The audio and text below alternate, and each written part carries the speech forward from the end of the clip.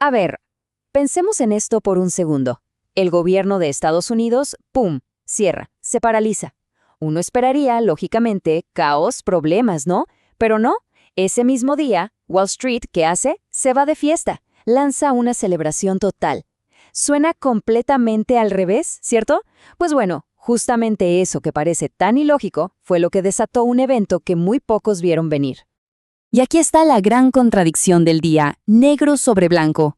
Por un lado, Washington, D.C. entra en parálisis total. Por el otro, Wall Street no solo lo ignora, sino que lo celebra tocando un nuevo máximo histórico para el S&P 500. La pregunta cae de madura. ¿Cómo puede ser? ¿Es que acaso a los mercados les encanta el caos político? La respuesta, como casi siempre pasa en el mundo financiero, es un poco más rebuscada. No estaban celebrando el cierre del gobierno. Para nada. Estaban reaccionando a otra cosa. Algo totalmente distinto que sigue una lógica muy particular que todo inversor debería tener en la cabeza. Ok, vamos al grano. El verdadero combustible de esta subida no tuvo nada que ver con los políticos ni sus peleas. El protagonista del día fue un dato económico, uno solo que lo cambió absolutamente todo. Y esto nos lleva a una de esas reglas no escritas del mercado moderno, el famoso malas noticias son buenas noticias. La idea es bastante simple. Si la economía muestra datos muy malos, se encienden las alarmas en el Banco Central, que en este caso es la Reserva Federal. Esto los presiona a bajar las tasas de interés para darle un empujón a la economía. ¿Y qué pasa cuando bajan las tasas? El dinero se vuelve más barato, y eso a las acciones les fascina. Y la mala noticia del día llegó con un dato de empleo privado que fue, sinceramente, un desastre.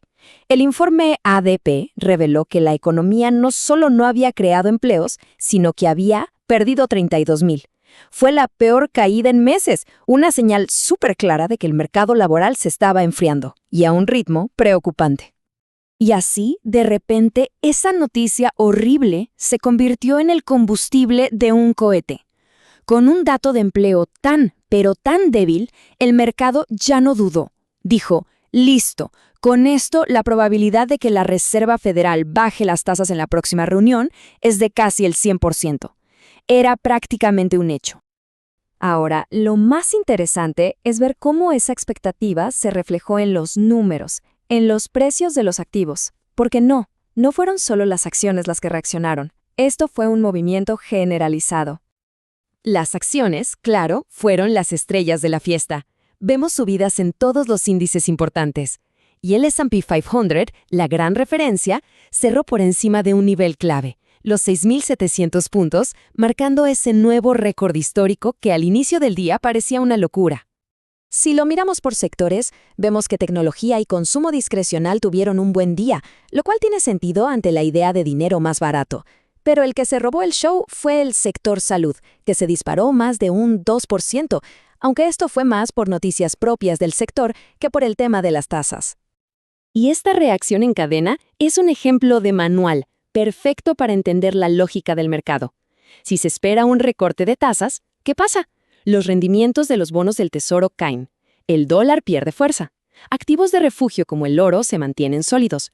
E incluso los activos de más riesgo como el Bitcoin se suben a la ola. Todo cierra. Bien, ya resolvimos el enigma de hoy, pero esto nos deja con una pregunta más grande. Si el cierre de gobierno no importó hoy, ¿importa alguna vez? ¿O es simplemente ruido político que los inversores aprendieron a ignorar? El sentido común nos diría que un gobierno frenado en seco tiene que ser malo. Pero, ¿qué nos dice la historia? ¿La reacción de hoy fue una excepción o en realidad es la regla? Y acá es donde la historia nos da una cachetada de realidad y rompe todos los esquemas. Lejos de ser un evento negativo, los cierres de gobierno más recientes han coincidido con mercados al alza. De hecho, el último fue acompañado de una subida espectacular, un 10%. O sea, el patrón es súper claro y consistente. Las acciones, por lo general, suben, y los rendimientos de los bonos, que es una señal de que la gente busca seguridad, tienden a bajar. Tal como dice Goldman Sachs, al final del día, casi siempre hay otros factores mucho más importantes moviendo los hilos, como vimos hoy con la política de la Fed. Entonces, ¿con qué nos quedamos de todo esto? ¿Cuál es la gran lección que nos deja un día tan contradictorio como el que vimos. Y la conclusión es esta, y es fundamental. Los titulares de política, por más dramáticos y escandalosos que parezcan, para el mercado suelen ser solo ruido de fondo. La verdadera señal, la música que todos los inversores están escuchando con atención, es la que toca el Banco Central. Sus decisiones sobre las tasas de interés lo son todo.